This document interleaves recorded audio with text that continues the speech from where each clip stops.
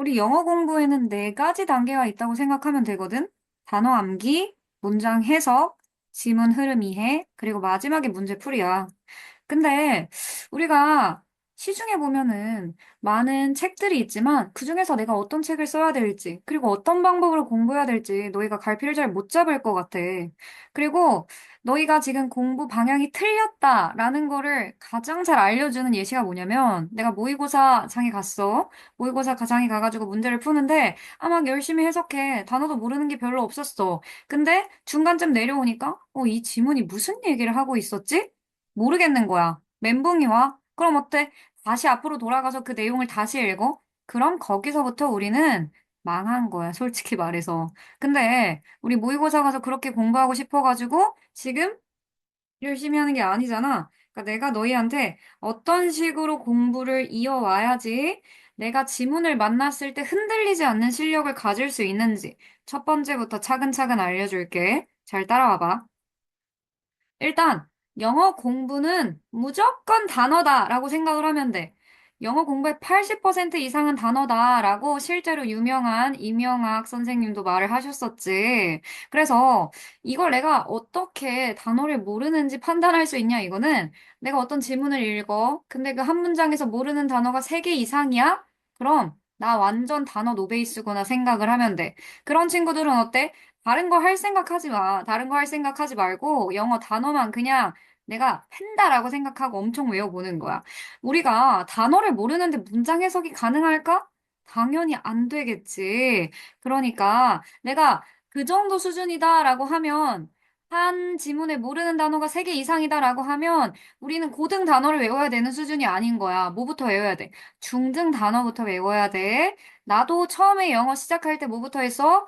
고등 단어가 아니라 중등 단어부터 했다는 거야. 우리 그리고 수준이 어디 있어? 영어 지문에 나오는 단어면 그냥 다 고등 단어다 생각하고 내가 이거 너무 쪽팔리다라고 생각이 들면 빨리 외워가지고 다음 단어장으로 넘어간다 생각하고 하루에 500개씩 외우면 되잖아. 그러면은 우리 일주일 안에도 다 끝낼 수 있거든? 그러니까 그런 마인드로 열심히 해보자는 거야. 그 다음에 두 번째로 해야 되는 건 내가 단어가 어느 정도 고등, 수능 이렇게 어느 정도 수준이 올라왔다 하면은 이제 문장 해석에 들어가야 돼. 이 문장 해석을 우리가 유식하게 뭐라고 표현하지? 구문이라고 말한다는 거야. 우리가 단어를 외우는 이유가 뭘까? 문장을 매끄럽게 해석하기 위해서지. 근데 문장을 매끄럽게 해석을 한다는 건 그냥 할 수 있는 건 아니야. 내가 특정한 표현, 특정한 단어가 어떤 식으로 해석하는 게 가장 자연스러운지 그걸 연습을 해야 되는 거거든?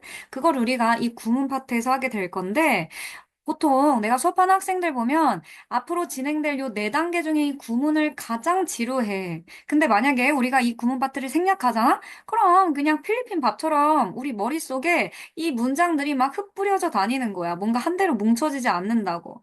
그래서 구문은 지루해도 우리가 꼭 해야 되는 필수 커리큘럼이다 생각을 하면 되고, 그리고 이 구문책 중에 나는 가장 추천하는 게 이 천일문 시리즈거든? 입문, 기본, 핵심, 완성으로 그냥 중3, 고1, 고2, 고3 요 정도 수준이라고 보면 돼.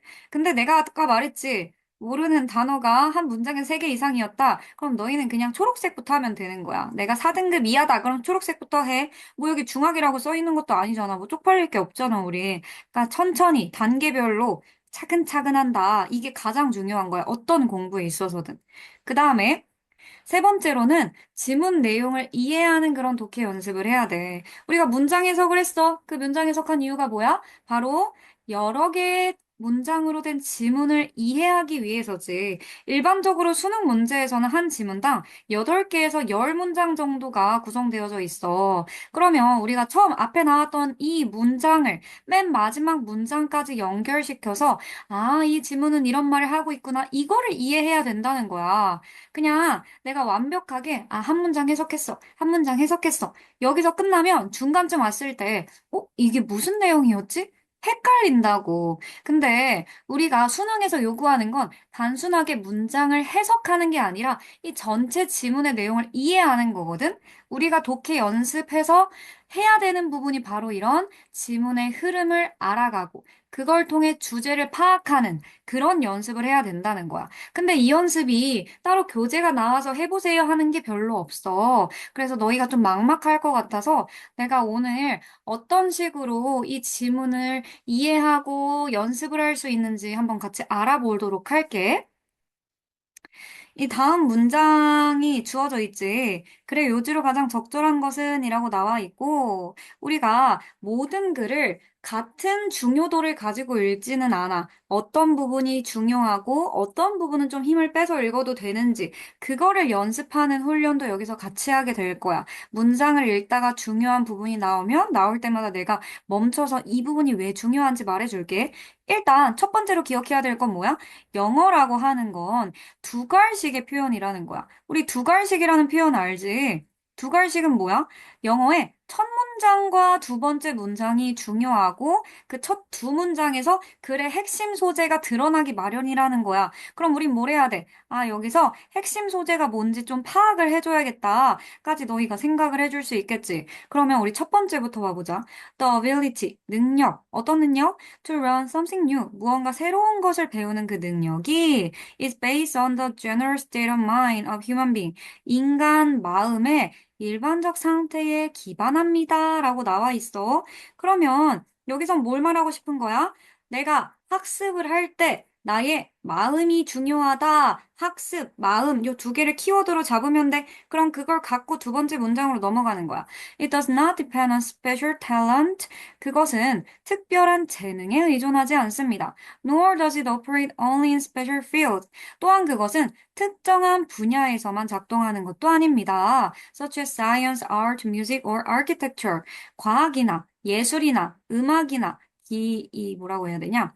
건축과 같은. 그럼 이게 뭐야? 우리가 무언가를 배울 때 그 배우는데 마음이 중요한데 그것이 누군가 재능을 갖고 있기 때문에 할 수 있는 것도 아니고 특정한 분야에서만 적용되는 것도 아니다. 이렇게 연결될 수 있는 거지. 그 다음에 또 문장을 읽으면서 연결해 주는 거야. When it does operate, 그것이 작용할 때, 이때 그것은 뭐야? 우리가 학습을 온 마음을 통해서 하는 그것을 말하는 거지. There is an undivided and total interest. 뭔가 분리되지 않은 아주 전적인 흥미가 있습니다. A kind of wholehearted involvement. 아주 전심을 다하는 참여의 한 종류인 that a young child show 한 어린아이가 보여주는 건데 when he is learning to walk 그가 걷는 걸 배우기 시작할 때 or being into it 혹은 그걸 하기 시작할 때라는 뜻이지. 그럼 얘는 뭐야? 우리가 이 학습이라는 걸 마음을 다해서 한다. 라는 게 우리가 전면적인 흥미를 갖고 한다는 거랑 동일한 말이구나. 우리의 전심을 다한다는 거랑 같은 말이구나.까지 이해를 할 수 있겠지. 그리고 여기서 멈춰서 지금까지 바뀌어서 말을 한 게 있었어? 없었지. 계속 똑같은 말을 반복해서 하고 있었어. 우리가 잡은 키워드가 밑에 있는 문장에 however이나 conversely나 but이나 이런 대조의 역접의 접속사가 나와서 바뀌지 않는다. 라고 하면 1번부터 5번을 바로 내려가서 봐줄 수도 있는 거야. 1번. 배움과 행함은 동시에 일어나기 마련입니다. 봐, 배움은 좋아. 근데 행함이라는 말이 있었어? 일단 없었고, 얘네들이 동시에 일어난다? 이런 거 아니었었지. 그래서 1번은 탈락. 2번, 새로운 것의 학습. 그치? 학습이라는 측면, 소재 A로 나왔었어. 완전한 관심이 요구된다. 이 관심이 뭐야? 우리 마인드. 그리고 어디 나와 있었어? 이것이 인터레스트, 흥미이다. 또 어디 나와 있었어? wholehearted involvement. 아주 전면적인 참여를 하게 된다. 그럼 정답이 뭐야? 2번이 되는 거지. 그치? 우리가 키워드를 잡고 그 키워드를 가지고 밑에까지 쭉 내려왔을 때 정답을 고르는 게 훨씬 수월하구나라는 걸 너희가 느낄 수 있었을 거야. 그 다음에 넘어가 보자. 다음에는 마지막으로 유형별 풀이를 우리가 진행을 하게 될 거야.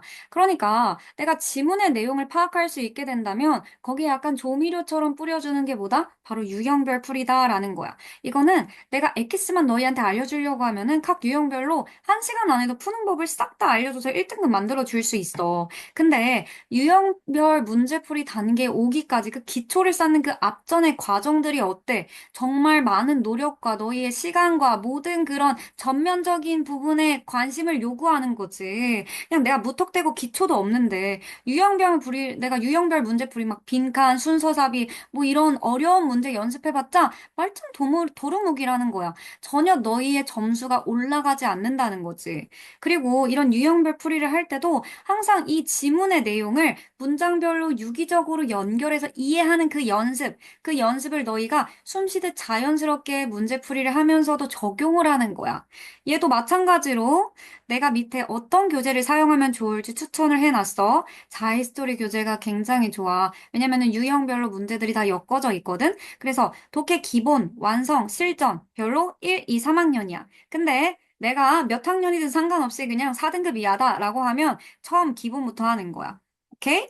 너희가 실전부터 바로 풀게 되면 이거 왜 이렇게 어려워? 그러면서 약간 영어 공부하고 싶은 마음이 막 사라질 수 있거든? 그러니까 우리 차근차근 기초부터 밟아가 가자 이거지. 어때? 너희 오늘 내가 알려준 이 네 단계 방법 적용하면은 정말 유용할 것 같지?